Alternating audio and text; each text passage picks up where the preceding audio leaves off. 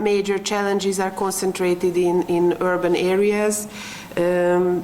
This is where we have pollution, this is where we have traffic congestion, this is where we have a concentration of social issues, but therefore also this is the place we need also to solve most of these issues, and together with the cities and its inhabitants.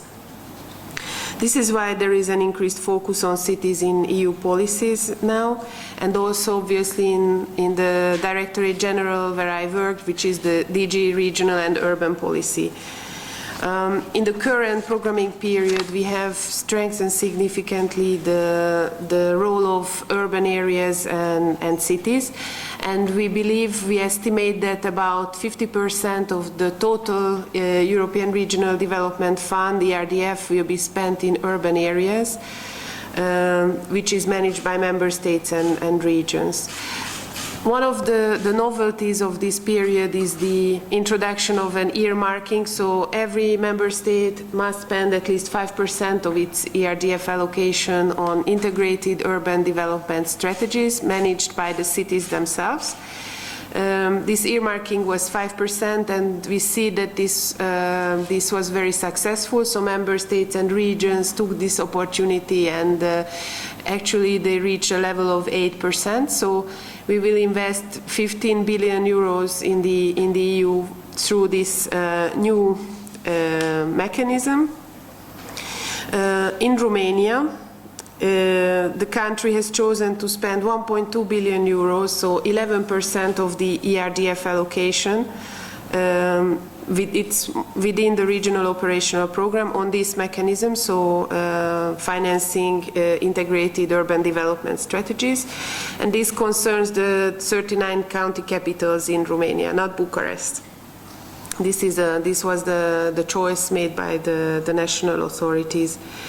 However, there is an important point that I'd like to emphasize, and also coming back to the previous panel when the chief architect of Bucharest emphasized the importance of integrated planning, because Bucharest also needs to develop its integrated plans, even though it's not part of the specific mechanism where this is an EU requirement. It is still very important that this happens, otherwise the investments will be done in a very scattered way and not with the involvement of the right level of authorities and the citizens. So besides this obviously huge pocket of funds, we also have a new instrument which is called Urban Innovative Actions, which is managed by the Commission, and this was launched at the Cities Forum 2 weeks ago, and we will launch the first calls in November probably, and there we want to support the most innovative solutions that the cities can come up with. So we are looking for projects and ideas that have not been done in Europe before. So maybe in your conference today in the Connected to the Rivers, you can also have your brains already working in that direction. In this mechanism we will finance investment projects with an ERDF contribution of up to 5 million euro. So these are significant investments that already want to test these innovative solutions that have already been researched and that have already a certain foundation. Also, we are increasing the possibilities for cities to exchange among each other and also with the Commission. So for the cities exchange, probably you are aware of the URBACT program. The URBACT 3 program is already up and running. I think the first call has just closed in the last days, but there will be more calls in the future. And this is the program where 5 or 6 cities go together to work together on a specific subject, and they develop new ideas and ways to deal with it and develop action plans. It is very popular in Europe, so usually around 500 cities participate in each of these programs, and there are many events and many opportunities to be part of this community. So I absolutely encourage you to go and be part of it. Another instrument is what we have also launched this month is the Urban Development Network, where we want to gather all the cities that are part of this that are developing integrated urban development strategies and support their implementation along the way, and also to give them the possibility to know about the most recent EU policy developments and good practices. So this is about the money, but the EU will also provide strategic and political support. And in this respect, we are also at a crucial moment of time, because after a lot of debates, we all cities, member states and the Commission are about to start working together to implement the EU urban agenda. It was already mentioned that last year there was a communication and a consultation process, an open consultation process with very good results. And in the Cities Forum 2 weeks ago, we have explained the outcomes of this consultation. And in this, we have received very concrete suggestions on how to move forward. So one issue is the need for EU policies to take into account their impacts on cities. We know that about 60–70% of EU legislation is in fact implemented by the cities, so this is really crucial. We also need to coordinate stronger EU policies for cities, and also need better data and monitoring to understand what's going on. Also, the stakeholders stressed very much the need to respect subsidiarity, and we take this very seriously. It's not an area that we are planning to develop with new legislation or new funds. It's about better using what we already have, better regulation, better coordination of the policies, and better alignment of the funding instruments that we have.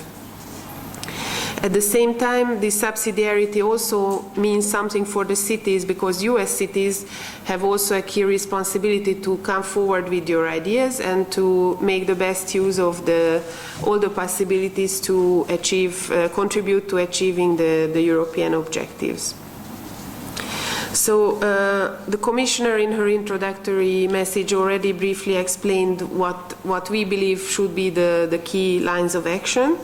So just to briefly recap on this, so one of them is to focus on a few areas to be able to show concrete results. At the moment, we have identified the 3 big themes, so smart cities, sustainable cities and inclusive cities, but these are still very, very broad. So at the moment we are trying to identify the smaller themes within those that are the most relevant for the cities in Europe to deal with. And these discussions will continue until roughly the end of September. So issues we are looking for are things like urban poverty or migration and this type of issues where we can then set up partnerships very much in the way that your State Secretary mentioned this morning. So we are thinking about setting up partnership between member states, cities, Commission to work together on those more narrow themes and come up with ideas how to improve the situation. The second line is better regulation, better EU legislation, and the idea that we have put forward is to use more systematically and introduce territorial impact assessment, which includes also impact assessment for cities and urban areas. This was already a fight that we somehow, at least the first battle was won, because it's now part of the better regulation package of the Commission. Now the next step along the way will be to actually do these impact assessments. So before these Commission initiatives and legislation become official, that we actually do look at the impacts they have on the cities and on the different territories. Then the third main line of action is the better coordination of EU initiatives and policies with urban relevance.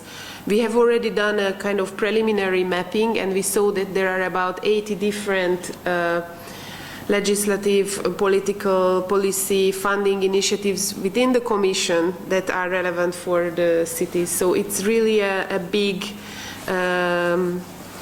labyrinth, if you want. So we need to be sure that whatever we do it in the best possible way.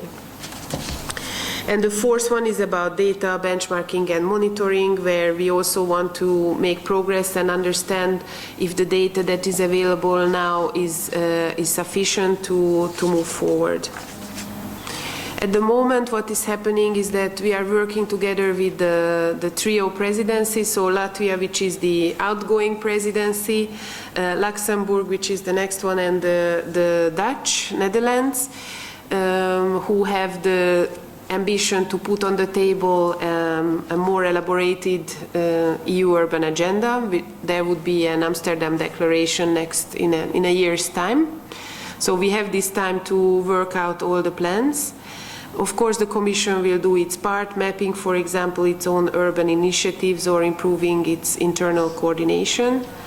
But we also must work together. We need to jointly identify these critical urban issues for which EU action makes sense and provides a significant added value compared to the action that can be taken on local or national level.